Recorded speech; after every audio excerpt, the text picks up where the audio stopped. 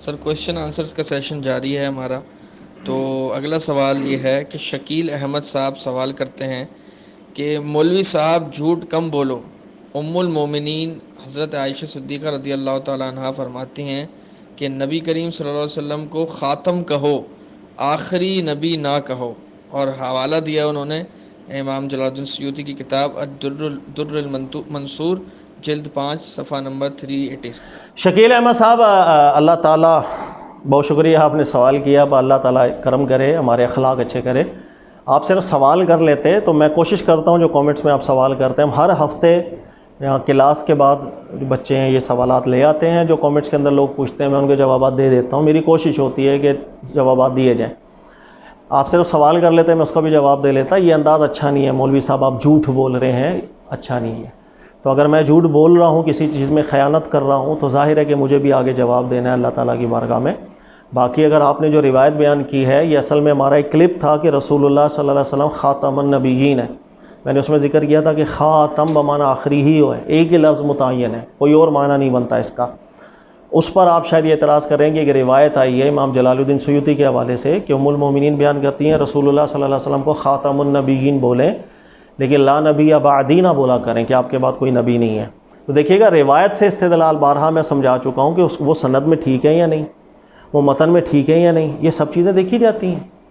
آپ خود اسی روایت کو، یہ مصنف ابن ابی شیبہ کی روایت ہے، آپ اس پہ محدثین کے کامنٹس تو پڑھ لیں. جو راوی جریر ہے وہ کہہ رہا ہے حضرت ام المومنین عائشہ صدیقہ کا نام لے کر، سماعی ثابت نہیں ہے اس روایت کو. سند کے اعتبار سے علماء نے منقطع روایت قرار دیا، متن تو دور کی بات. سند میں ٹھیک ہو جاتی ہے ہم نے تو پھر جا کے متن بھی دیکھنا تھا. یہ سند میں ہی فیل ہو گئی ہے تو متن دیکھنے کی تو باری آئی ہی نہیں.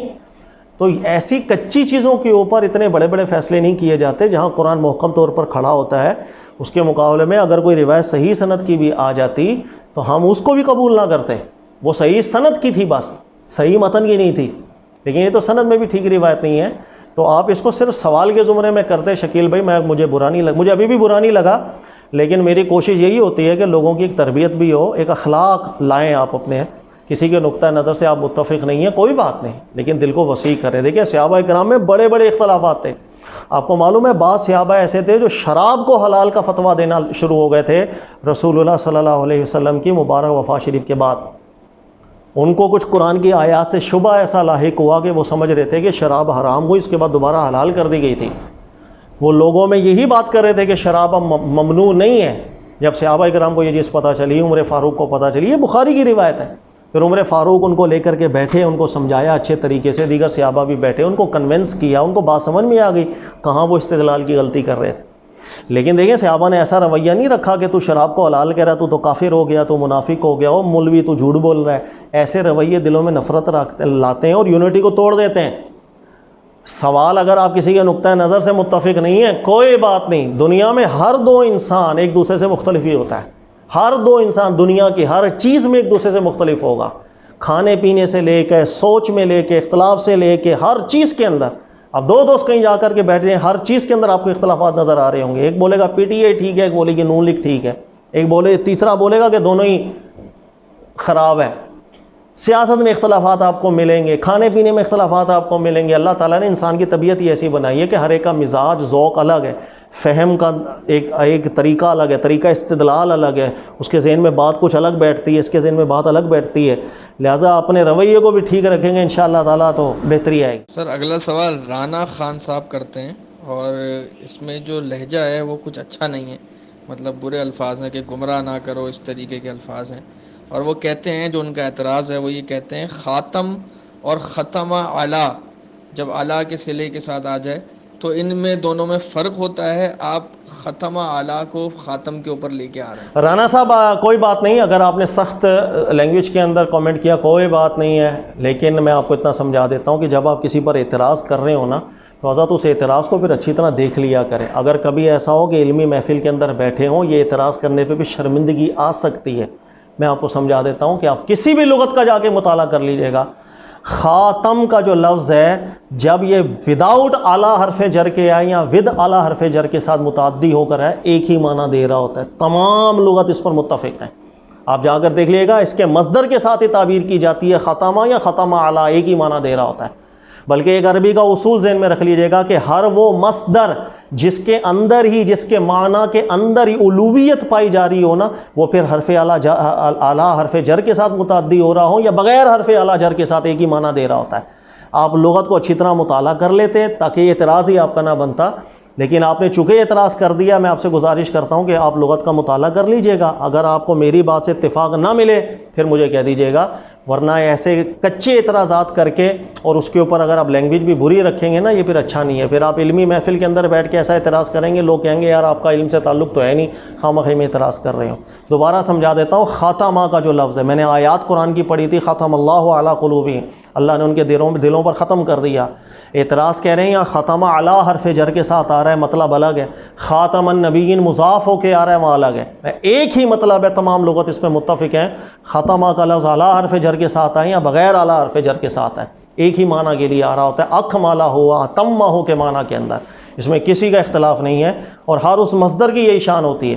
اسی طرح ہر وہ مصدر جس کے اندر ظرفیت والا معنی ہی ظرفیت والا ہو، وہ فی حرف جر کے ساتھ متعدی ہو یا نہ ہو، ایک ہی معنی دے رہا ہوتا ہے۔ اس لیے کہ جب اس کے مصدر کے اندر ہی وہ معنی پایا جائے پھر حرف جر کے ساتھ متعدی کرنا ضروری نہیں ہوتا، کر بھی دو ایک ہی معنی، نہ کرو جب بھی ایک ہی معنی۔ تو یہ چیز لغت پہ مہارت آپ کو ہوگی تو آپ کو سمجھ میں آئے گا، ورنہ اگر اعلیٰ حرف جر کے ساتھ یاد رکھ لیجئے گا متعدی ہوگا نا تو اعلیٰ حرف جر اس کو نیگیٹیوٹی کے اندر لے کر آئے گا۔ ختم اللہ علی قلوبہم کہ میں تو یہ آیت ٹھیک ہو جائے گی کہ دلوں پر مہر لگا دی، یعنی ایک سزا بیان ہو رہی ہے، لیکن رسول اللہ صلی اللہ علیہ وسلم کے لیے بھی تو یہ لفظ آیا، اللہ تعالیٰ اگر چاہے تو آپ کے دل پر مہر لگا دے۔ اس سے کیا مراد ہے؟ نعوذ باللہ گمراہی کی مہر لگا دے، کہ اعلیٰ حرف جر تو پھر یہاں نیگیٹیوٹی کا معنی دینا چاہیے۔ سارے لغت کو بھی سیکھنا چاہیے۔ قرآن پاک لسان عربی مبین ہے، بالکل واضح لغت ہے عربی کے اندر، اس کے قواعد بالکل متعین ہے، اس پر بھی مہارت حاصل کریں تاکہ کچی باتیں نہ ہو۔ سر اگلا کمنٹ ہے، یہ اس ویڈیو پر ہے جس پہ آپ نے خواتین سے متعلق کچھ موضوع اور ضعیف احادیث کا ذکر کیا تھا، تو اس پہ امنت المغنی ذکر کرتی ہیں، کمنٹ کرتی ہیں کہ عورتوں کے ساتھ ہمارے اسلاف نے اتنا ظلم کیوں کیا ہے؟ امنت صاحب یا صاحبہ مجھے معلوم نہیں ہے، اسلاف نے بالکل ظلم نہیں کیا۔ اللہ تعالیٰ نے اس اسلاف کے ذریعے سے، ان کی محنتوں کی وجہ سے یہ تمام جو ظلم ہوئے اسے ہمیں نکالا ہے۔ اس لیے کہ میں نے آپ کو کئی دفعہ ہمارے لیکچرز کے اندر آپ سنتے رہے ہوں گے کہ جس وقت یہ روایات جمع ہونا شروع ہوئیں، کسی روایت میں کسی نے اسلام دشمن نے کچھ بات کی، کسی نے کچھ بات کی، کسی نے صحیح سند کا جامہ پہنا کے بات کر دی، اس لیے کہ سارے جو چین کے اندر راوی ہیں وہ تو انتقال کر چکے ہیں، تو بہت طرح کے فتنے آئے تھے۔ پھر اس فتنوں کو اللہ تعالیٰ نے ہمارے جو اسلاف ہیں، بڑے ہیں، انہی کی محنتوں کے ذریعے سے اس چیز کو حل کیا کہ انہوں نے سند میں غور کیا، متن میں غور کیا، یہاں عیب ملا اس کو بیان کیا، یہاں عیب ملا اسے بیان کیا۔ ایک عالم کی توجہ نہیں گئی، بعد میں آنے والی کی توجہ چلی گئی، اس کی بھی نہ گئی، اس کے بعد میں آنے والی کی اللہ نے توجہ دلا دی۔ تو اس طریقے سے ہمارے اسلاف کی محنتوں کی وجہ سے ہی الحمدللہ یہ سارے جو ظلم ہوئے ہیں روایات کی باب کے اندر اس سے ہم نکلے ہیں، ورنہ یہ جو جتنی تقسیمیں ہیں صحیح ضعیف موضوع یہ کبھی نہ بن رہی ہوتی۔ اس لیے فن حدیث جو ہے اس کو اگر آپ اسلاف کی محنتوں کے ساتھ پڑھیں گے آپ کو بڑا مزہ آئے گا کہ اللہ تعالیٰ نے کس طرح ان کا ذہن چلایا کہ سند متن کی ابحاث جو علماء نے کی ہیں، سبحان اللہ۔ تو ظلم اسلاف نے نہیں کیا، شر پسند عناصر کا ظلم تھا جس کو اللہ تعالیٰ نے ہمارے اسلاف کے ذریعے سے ختم کیا۔ سوال ہیلتھ اینڈ بیوٹی، یہ ان کی طرف سے کمنٹ آیا ہے کہ مغیرہ طلقاء میں سے تھے تو ہمارے نزدیک یہ قابل بھروسہ نہیں ہے۔ مغیرہ بن شعبہ صحابی ہیں، رسول اللہ صلی اللہ علیہ وسلم کے بھائی سے کہنا چاہ رہے ہیں وہ طلقاء میں سے تھے، لہذا وہ قابل بھروسہ نہیں ہے۔ دیکھیے گا بات وہی ہے، روایات کو حل کرنا اگر نہیں آتا تو ہم قرآن پاک پہ ظلم کر دیتے ہیں۔ ہمارے یہاں ایک تصور بن گیا ہوا ہے کہ رسول اللہ صلی اللہ علیہ وسلم جب فتح مکہ ہوا، اس فتح مکہ کے بعد قریش کے سرداروں کو نبی پاک علیہ الصلوۃ والسلام نے سب کو معاف کر دیا۔